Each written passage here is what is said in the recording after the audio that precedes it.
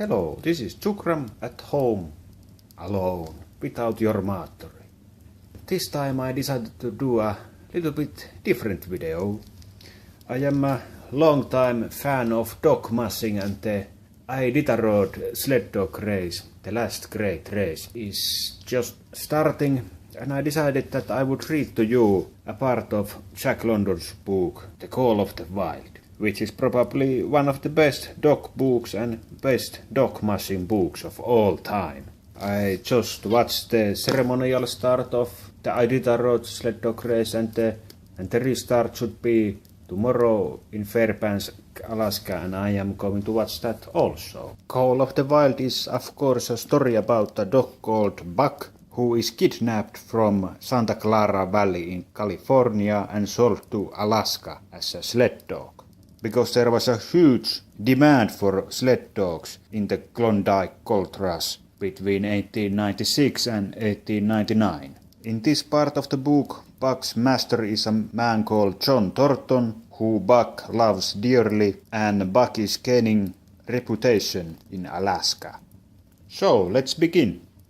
That winter at Dawson, Buck performed another exploit, not so heroic perhaps, but one that put his name many notches higher to the totem pole of Alaskan fame. This exploit was particularly gratifying to the three men, for they stood in need of the outfit which it furnished, and were enabled to make a long-desired trip into the Virgin East, where miners had not yet appeared. It was brought about by a conversation in the Eldorado saloon, in which men waxed boastful of their favorite dogs. Buck, because of his record, was the target for these men, and Thornton was driven stoutly to defend him. At the end of half an hour, one man stated that his dog could start a sled with 500 pounds and walk off with it. A second bragged 600 for his dog, and the third 700. "Pooh, pooh," said John Thornton. "Buck can start 1,000 pounds and break it out and walk off with it for 100 yards, demanded Matheson, a Bonanza king. He of the 700 won't. "And break it out and walk off with it for 100 yards, John Thornton said coolly. "Well," Matheson said, slowly and deliberately, so that all could hear, "I've got $1,000 that he says he can't, and there it is." So saying, he slammed a sack of gold dust of the size of a Bologna sausage down upon the bar. Nobody spoke. Thornton's bluff, if bluff it was, had been called. He could feel a flush of warm blood creeping up his face. His tongue had tricked him. He did not know whether Buck could start 1,000 pounds. Half a ton, the enormousness of it appalled him. He had great faith in Buck's strength, and had often thought of him capable of starting such a load, but never as now had he faced the possibility of it. The eyes of a dozen men fixed upon him, silent and waiting. Further, he had no $1,000, nor had Hans or Pete. "I've got a sled standing outside now with 20 50-pound sacks of flour on it," Matheson went on with brutal directness. "So don't let that hinder you." Thornton did not reply. He did not know what to say. He glanced from face to face in the absent way of a man who has lost the power of thought, and seeing somewhere find the thing that will start it going again. The face of Jim O'Brien, a Mastodon king and an old-time comrade, caught his eyes. It was a cue to him, seeming to rouse him to do what he would never have dreamed of doing. "Can you lend me 1,000? he asked, almost in a whisper. "Sure," answered O'Brien, thumping down a plethoric sack by the side of Matheson's. "Though it's little faith I'm having, John, that the beast can do the trick." The Eldorado emptied its occupants into the streets to see the test. Tables were deserted, and the dealers and the gamekeepers came forth to see outcome of the wager and to lay odds. Several hundred men, furred and mittened, banked around the sled within easy distance. Matheson's sled, loaded with 1,000 pounds of flour, had been standing for a couple of hours in the intense cold. It was 60 below zero. The runners had frozen fast to the hard-packed snow. Men offered odds of 2 to 1 that Buck could not watched the sled. A quibble arose concerning the phrase break out. O'Brien contended that it was Thornton's privilege to knock the runners loose, leaving Buck to break it out from a dead standstill. Matthewson insisted that the phrase included breaking the runners from the frozen grip of the snow. A majority of the men who had witnessed the making of the bet decided in his favor, whereat the odds went up 3-1 against Buck. There were no takers. Not a man believed him capable of the feat. Thornton had been hurried into the wager heavy with doubt, and now that he looked at the sled itself, the concrete fact, with a regular team of 10 dogs curled up in the snow before it, the more impossible the task appeared. Matthewson waxed jubilant. 3-1, he proclaimed. I'll lay you another 1,000 at that figure, Thornton. What do you say? Thornton's doubt was strong in the face, but his fighting spirit was aroused. The fighting spirit that soars above odds, fails to recognize the impossible, and is deaf to all save the clamor for battle. He called Hans and Pete to him.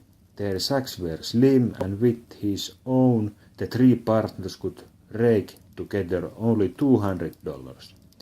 In the ebb of their fortunes, this sum was their total capital, yet they laid it unhesitantly against Matthewson's 600. The team of 10 dogs was unhitched, and Buck with his own harness was put into the sled. He had caught the contagion of the excitement, and he felt that in some way he must do a great thing for John Thornton.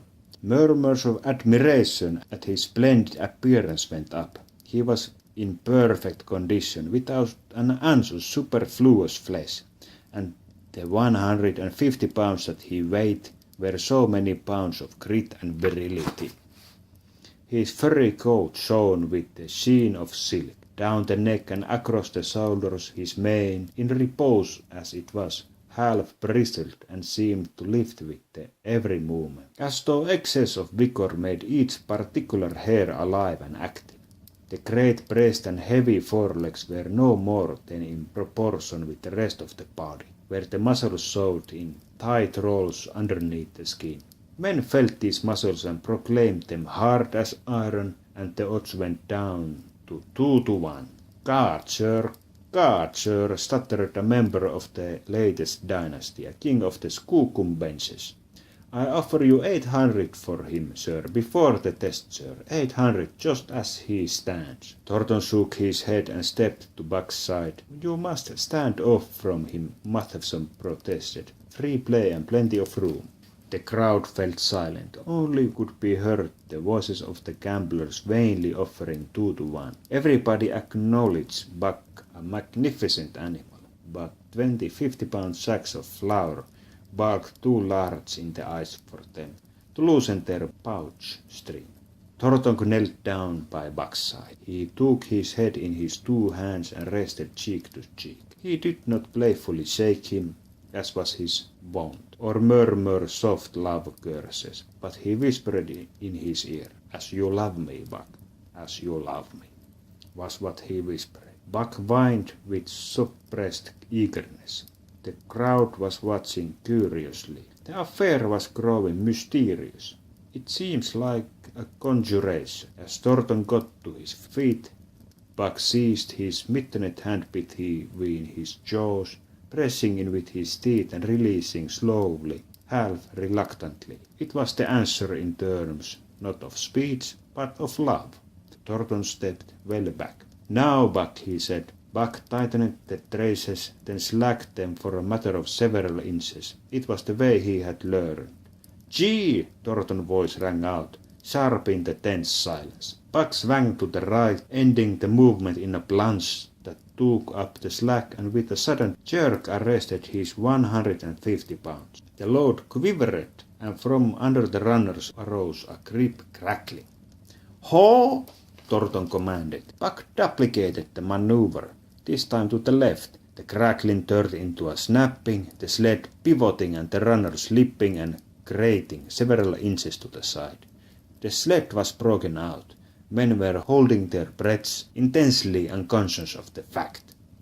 Now, mass! Thornton's command cracked out like a pistol shot. Buck threw himself forward, tightening the traces with a jarring lunge. His whole body was gathered compactly together in the tremendous effort, the muscles writhing and knotting like live things under the silky fur. His great chest was low to the ground, his head forward and down, while his feet were flying like mad, the claws scarring the hard-packed snow in parallel grooves. The sled swayed and trembled, half-started forward. One of his feet slipped, and one man groaned aloud. Then the sled lurched ahead in what appeared a rapid succession of jerks. Though it never really came to a dead stop again. Half an inch, 2 inches. The jerks perceptibly diminished as the sled gained momentum. He cocked them up till it was moving steadily along. Men gasped and began to breathe again, unaware for a moment that they had ceased to breathe. Thornton was running behind, encouraging Buck with short, cheery words. The distance had been measured off, and as he neared the pile of firewood which marked the end of the 100 yards, cheer began to grow and grow, which burst into a roar as he passed the firewood and halted at command. Every man was tearing himself loose, even Matthewson's. Hats and mittens were flying in the air. Men were shaking hands, it did not matter with whom, and babbling over in general incoherent babble. But Thornton fell on his knees beside Buck. Head was against head, and he was shaking him back and forth. Those who hurried up heard him cursing Buck, and he cursed him long and fervently, and softly and lovingly. God, sir, spluttered Skookumben's king. I'll give you 1,000 for him, sir, 1,000, sir, 1,200, sir. Thornton rose to his feet. His eyes were wet. The tears were streaming frankly down his cheeks. Sir, he said to the Skookumben's king. No, sir, you can go to hell, sir. It's the best I can do for you, sir. Buck seized Thornton's hand in his teeth. Thornton shook him back and forth. As though animated by a common impulse, the onlookers drew back to a respectful distance, nor were they again indiscreet enough to interrupt. So, I hope that you enjoyed my reading from Jack London's Call of the Wild. Keep watching Jormaattori's channel, and I hope I'll see you soon again.